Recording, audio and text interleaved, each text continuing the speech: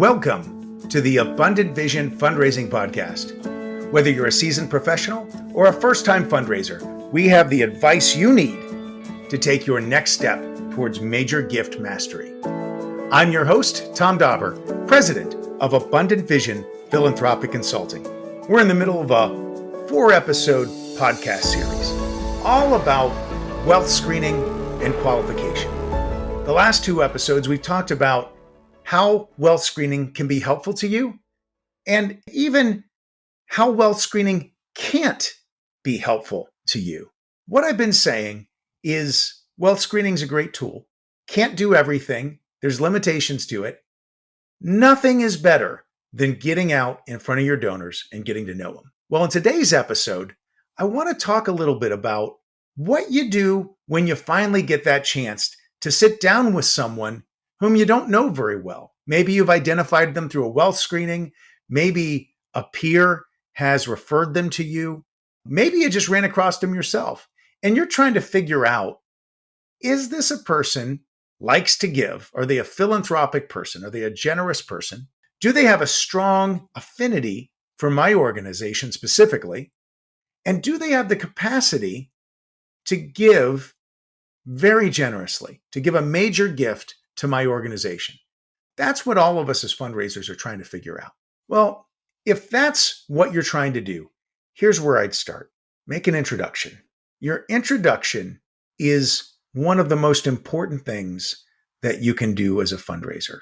You want to talk about your role, who you are, why you do what you do, and what it is you're trying to get done in this meeting. We don't want to be afraid to tell our donors that we're fundraisers. We don't want to be afraid to tell them that we're looking for people among our donors who might be open to considering larger commitments to move the organization forward. So many of us, when we get started in the fundraising world, we're a little embarrassed. We don't want to tell people that, hey, I'm a fundraiser. We're afraid we'll scare them off, right? Well, what I've learned from my mentors is that we need to be proud of what we're doing. And we need to not be embarrassed to talk about why what we're doing is important and how it changes the world. So if you're not really centered in those things, it's going to be hard for you to be successful as a fundraiser. You need to really spend some time asking yourself, why am I doing this job? Why does it matter in this world? Why does it make a difference? Because transparency is your best friend in fundraising. We never want to have hidden agendas. We never want to bait and switch. We want people to know when we're going to ask them for money before we do it. We don't want to surprise people. My goodness, who likes that? So talk about your role as a fundraiser and talk about why you're proud of it and proud of your organization and the difference it makes in the world. Their response to what you say to them will tell you quite a bit about their attitude towards philanthropy without you ever having to ask them to make a gift. And that's what you want.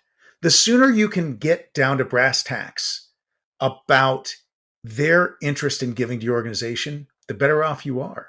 I think one of the worst things in a qualification effort is to kind of beat around the bush and meet with them 3 or 4, 5 times before you actually figure out if they're philanthropic.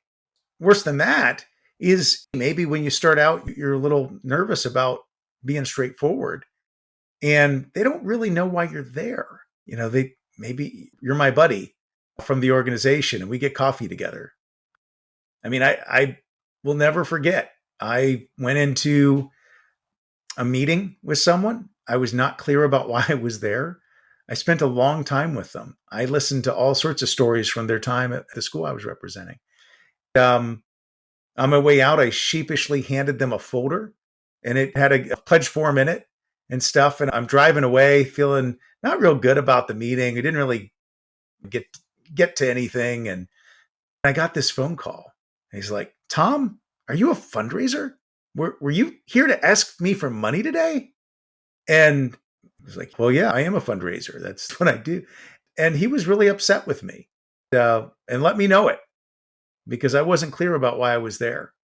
And it's embarrassing to have to say that I did that, but it was such an important lesson for me to always be clear what I do and to always be proud of it. So that's what you want to do is right off the bat, introduce yourself, make sure they know that your ultimate goal is to bring money into that organization to make a difference in the world. And you're proud of it. Dag nabbit. You love it. You love meeting with donors. You love helping them change the world. So that's the first thing. Be clear in your introduction. But the second one, because it's not about you. The meeting is not about you and your goals, right? Meeting's about your donor.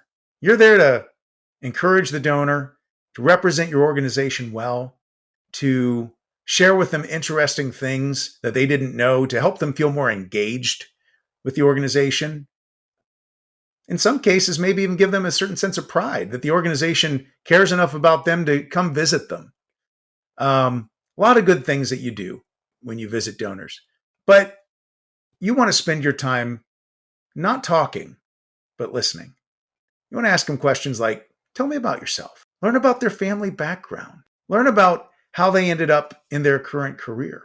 Maybe you'll find that the business that they run has been in their family for 5 generations.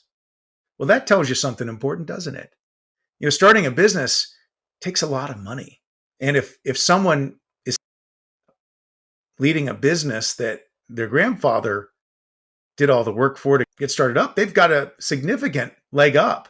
They've avoided all that expensive startup expense. And so, there's probably some family money involved too. Maybe there's a family foundation. You don't know. But it gives you clues that there might be something there. Maybe you learn about the family background and you find out that mom and dad were both physicians. Or one person I spoke to, they had the first company in their entire country in their particular sector, going back to the 1700s, right? Big deal, real big deal. So learning about that family background is really crucial in understanding a particular constituent's context. Another great question, really important one to ask is, how do you spend your time when you aren't working?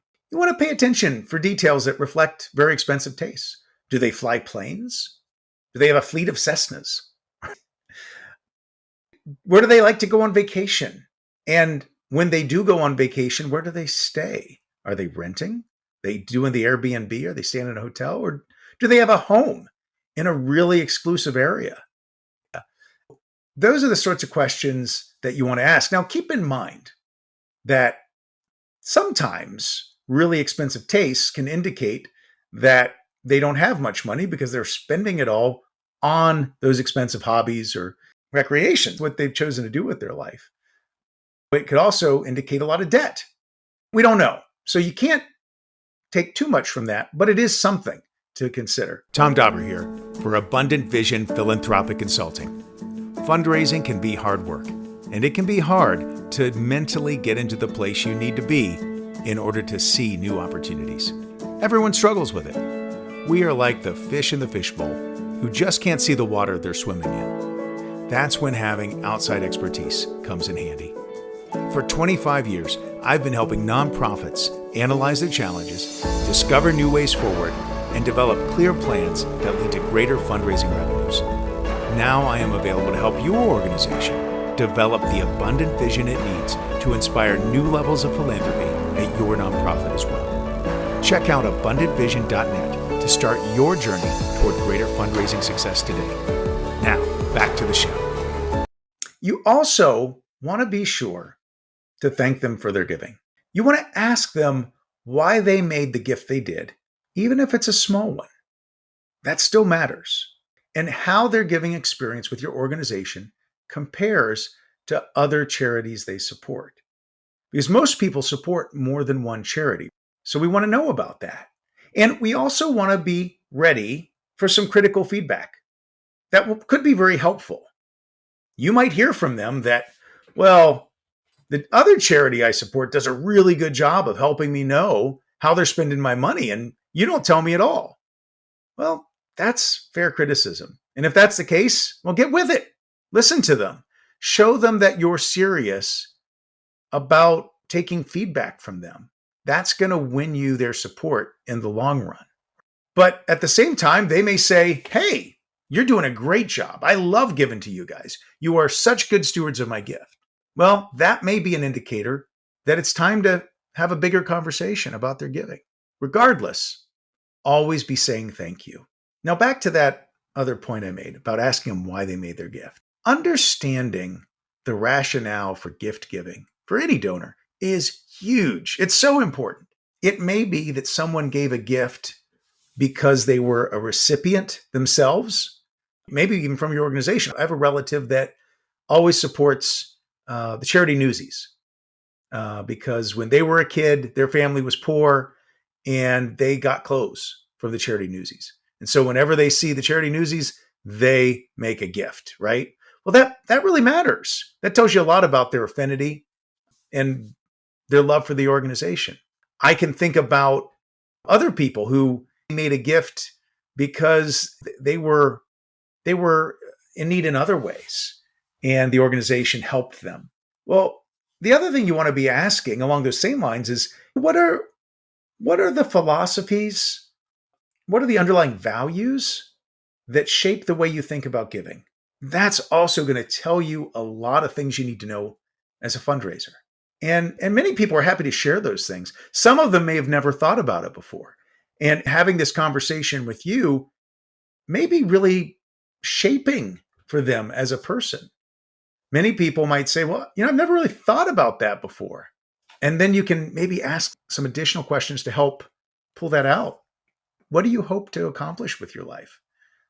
When you look back on your life and you think about the things that mattered, what would those things be? Would it be making a difference, for the environment? Would it be making your community a better place? Would it be contributing financially to help cure cancer? What would those things be? Because that's going to show you the path forward to future gift conversations, potentially. And lastly, if you've gotten positive feedback thus far, and this is your first time meeting them, it's a qualification meeting, right?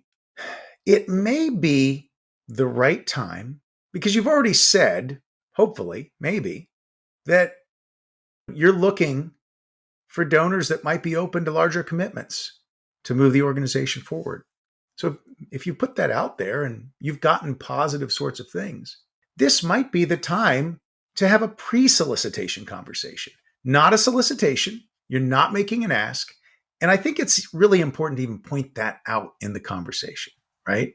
You could ask them hypothetically, after you're done talking about the organization's needs, if they could ever see themselves taking part in a campaign. And if they say yes, and you can do this even if they don't say yes, but you might just even throw that as a kind of an interruption. Say, well, I'm not here to ask you for a gift today, but I would love to know if I could have your permission in our next meeting to begin a conversation about, your giving goals with our organization. And if they say yes, this would be a great place to begin to explore what they'd like to talk about. Like if you have different segments of your campaign, you could talk with them about that. And you could even begin to get a sense of, well, I could bring you I could share with you all sorts of different things we're trying to do.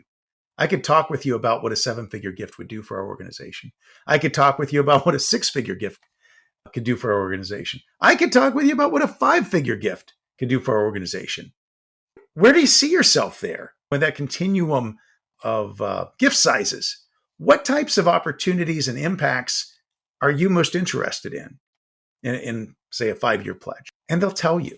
They'll say, well, I'm not in a place to consider anything that's 7 figures, Tom, but we could look at 5 figures. And so if they do that, well, your next meeting, you bring them an opportunity at 99,000 and see what happens, but be prepared with a 50, maybe even a 25. What I'm saying is this is the time to find out from them, hey, you know what I do. I know that you like our organization. Could we have a conversation about what it would look like for you down the road with your giving? If you can get them to say yes to that, you're going to be golden. Now, they may say no. They may say this isn't the right time. That's fine. At least you know. And then you don't have to worry about it for a while. Stay in loose touch. Don't bring them into prospect management. Disqualify them for now in your system. But touch base with them. You don't know what's going to happen. I can't tell you how many times I've inherited donors from my predecessors in a role, or maybe I've had a boss that handed down someone to me that they just didn't want to work with anymore. And then I ended up closing the gift when they couldn't. It wasn't because I was a better fundraiser than that other person. I was in the right place at the right time, and the donor had gone through the psychological transition they needed to be ready to make a gift. I mean, I think of one donor specifically, he had a heart attack between the time my boss was managing him and when he became my donor. And I think he realized, I want to say thank you to the organizations that have helped me because I'm running out of time. And sure enough, he made a great gift to us. So anyway, asking these questions is so important. Getting in front of the donors is crucial in qualifying. Well, that's all the time we have today. But join me next week to learn about how you can begin to identify potential major gift donors, even if you can't afford a wealth screening. You can do it for free. And I'm going to show you how to use your own data to do that next week. If you've enjoyed today's episode, be sure to subscribe and give the Abundant Vision Fundraising Podcast a 5-star rating on your podcast provider. Thanks for joining me, Tom Dauber, as we journey together towards major gift mastery on the Abundant Vision Fundraising Podcast.